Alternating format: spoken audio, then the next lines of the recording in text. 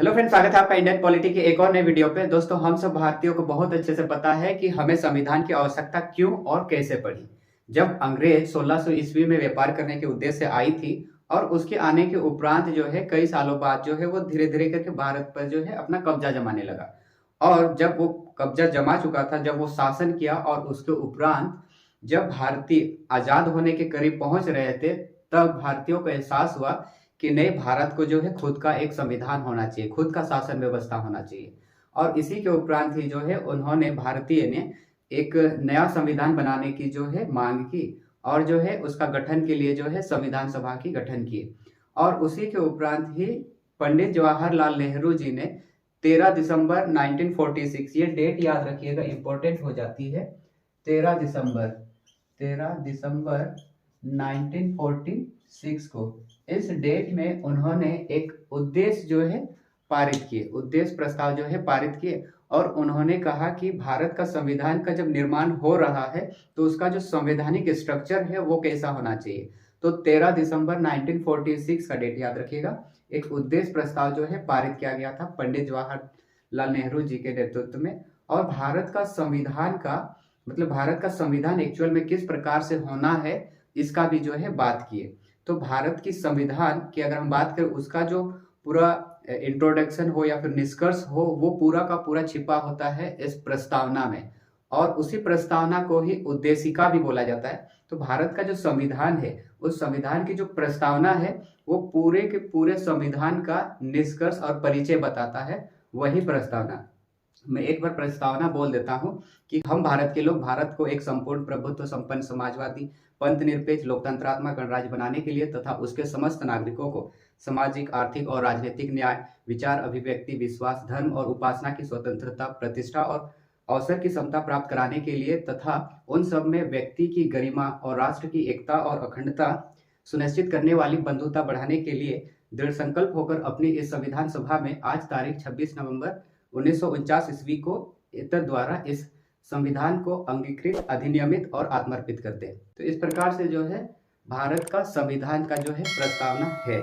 और वो जो प्रस्तावना है, इस प्रस्तावना में हम लोग क्या पढ़ेंगे, तो भारत का जो प्रस्तावना है या भारतीय संविधान की जो प्रस्तावना है, उद्देशिका है, उसके टोटल 4 मूल तत्व है। और 4 मूल तत्व इस प्रस्तावना में क्या क्या हमें ध्यान देने वाली बात है। तो सबसे पहले है संविधान के अधिकार का स्रोत। फिर दूसरा हम लोग पढ़ेंगे भारत की प्रकृति। ये जो संविधान की जो प्रस्तावना है, इसमें भारत की प्रकृति किस प्रकार से बताई गई है और इसका उद्देश्य क्या है, संविधान का एक्चुअल में उद्देश्य क्या है, ये हमें पता चलेगा प्रस्तावना में। और इसी प्रस्तावना में संविधान लागू होने की तिथि की भी जो है बात की जाती है।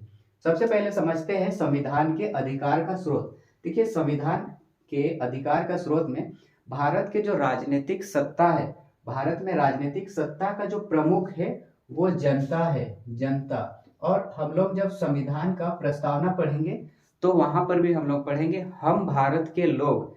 अर्थात शुरुआत होती है, एक्चुअल में देखा जाए तो भारत में अगर सबसे बड़ी है तो संविधान तो है सबसे बड़ी, लेकिन इस संविधान में भी जो शक्ति प्राप्त होती है वो जनता से मिलती है। तो सबसे बड़ा जो है जनता। इसमें अधिकार के स्रोत हम लोग समझते हैं। भारत की प्रकृति, भारत की प्रकृति की अगर हम बात करें तो इस प्रस्तावना में देखिएगा ये वर्ड मिला हुआ मिलेगा, संप्रभु। हम भारत के लोग भारत को एक संपूर्ण प्रभुत्व संपन्न, मतलब संप्रभु, समाजवादी, धर्मनिरपेक्ष, लोकतंत्रात्मक और गणतांत्रिक राज्य व्यवस्था की जो है बात करती है। एक एक करके समझते हैं। संप्रभु का क्या मतलब होता है। ये संप्रभु एक ऐसा स्थिति होता है जिसमें किसी भी देश को अपना जो आंतरिक हो या फिर बाह्य निर्णय लेने में वो स्वतंत्र होता है। जिस प्रकार से अगर भारत के अंदर की अगर हम बात करें तो 2000 की नोट जो बंद हो गई थी इससे पहले, तो उस नोट को बंद करने के लिए ये एक भारत का आंतरिक मामला है। और इस आंतरिक मामला के लिए भारतीय को जो है किसी से मतलब डिपेंड नहीं थे, किसी के पास जो है डिपेंड नहीं थे, वे स्वतंत्र थे निर्णय लेने के लिए। चाहे बाह्य मामला में अगर कोई भी जिस प्रकार से सर्जिकल स्ट्राइक होती है, अगर बाह्य वाला, या फिर किसी भी देश के साथ जो है समझौते होते हैं, किसी भी महासभा में जो है भाग लेते हैं, तो वो सब जो है वो खुद भारत निर्णय लेती है, किसी के दबाव में नहीं होता है। तो ये एक संप्रभु भारत एक देश है, वो हमें संविधान में तो है लेकिन वो सारे के सारे हमें जो संविधान की जो प्रस्तावना है इसके थ्रू हमें जो है पता चलती है।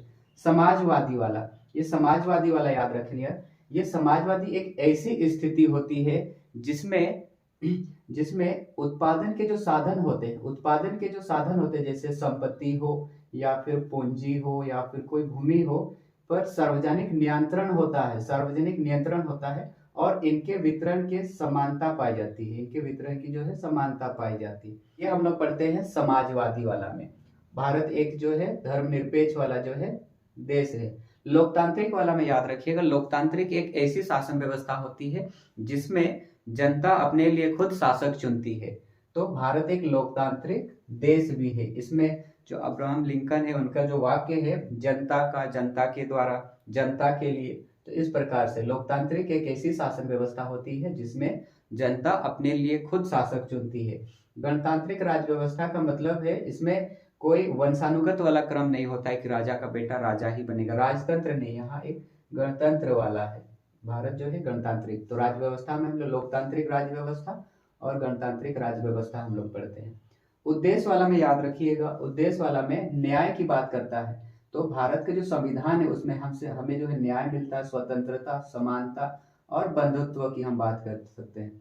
न्याय वाले में भी याद कीजिएगा, अगर संविधान की जो प्रस्तावना है उस प्रस्तावना को अगर अच्छे से देखिएगा तो इसमें 3 प्रकार की न्याय की बात करते हैं। 3 प्रकार, सामाजिक, आर्थिक और राजनीतिक न्याय की बात करते हैं। स्वतंत्रता, हम लोग फ्री है। समानता, समानता में समाज में जो है हर कोई बराबर है, ऊंच नीच का भेदभाव नहीं होता है, अमीर गरीब के साथ जो है भेदभाव नहीं है।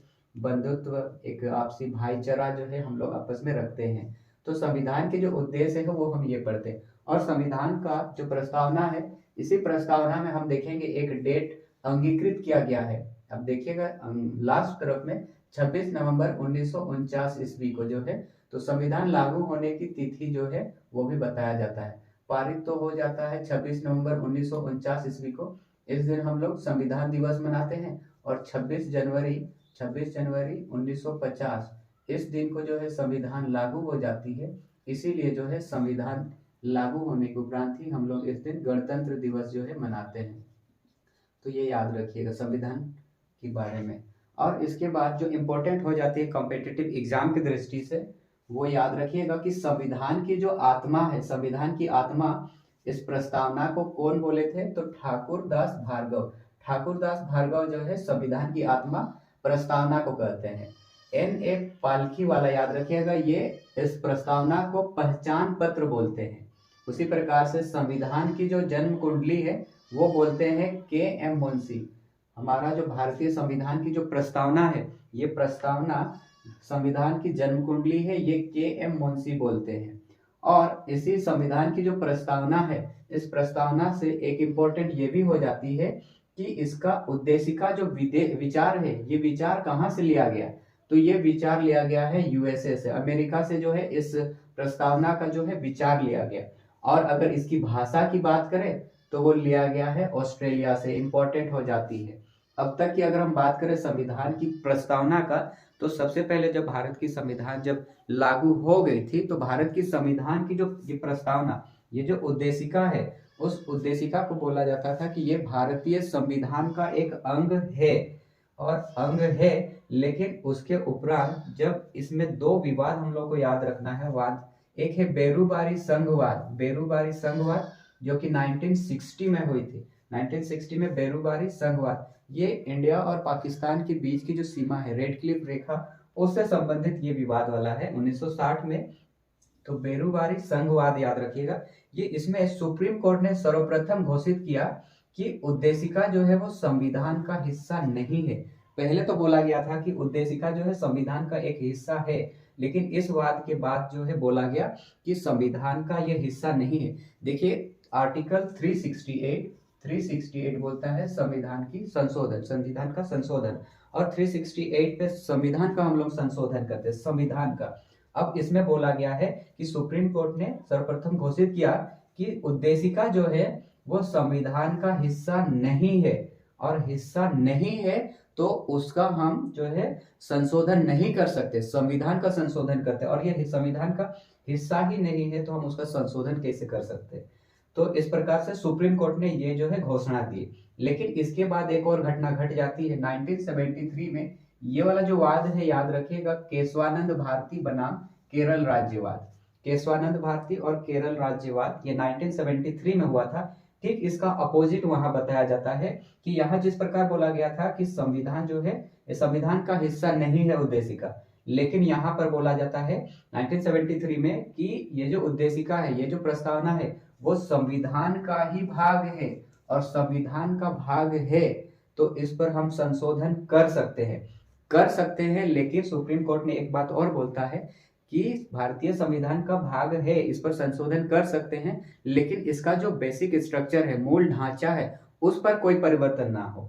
तो इस प्रकार से 1973 में जो है केशवानंद भारती बनाम केरल राज्यवाद हुई, और इसमें बोला गया कि प्रस्तावना जो संविधान का भाग है, अब उस पर जो है संशोधन कर सकते हैं। 73 के बाद ही 3 साल बाद, और याद रखिएगा 1976, याद रखिएगा, एक बार संशोधन किया गया, 42वां संविधान संशोधन जो कि 1976 में हुई। इसमें मूल ढांचा को तो परिवर्तन नहीं किया गया, लेकिन इस पर कुछ शब्द जो है ऐड कर दिया गया। इसमें समाजवादी शब्द को ऐड कर दिया गया, धर्मनिरपेक्ष और अखंडता, ये 3 वर्ड को ऐड कर दिया जाता है संविधान की प्रस्तावना में। तो भारतीय संविधान में जो संशोधन हुई अब तक टोटल एक बार हुई है, और 42वां संविधान संशोधन 1976 काफी ज्यादा इंपॉर्टेंट हो जाती है, और समाजवादी, धर्मनिरपेक्ष और अखंडता, ये 3 वर्ड को जो है इसमें शामिल किया गया। तो आई होप आज संविधान की जो है प्रस्तावना के बारे में हम लोग करेंगे। मिलते हैं किसी अगले वीडियो पे। Thank you.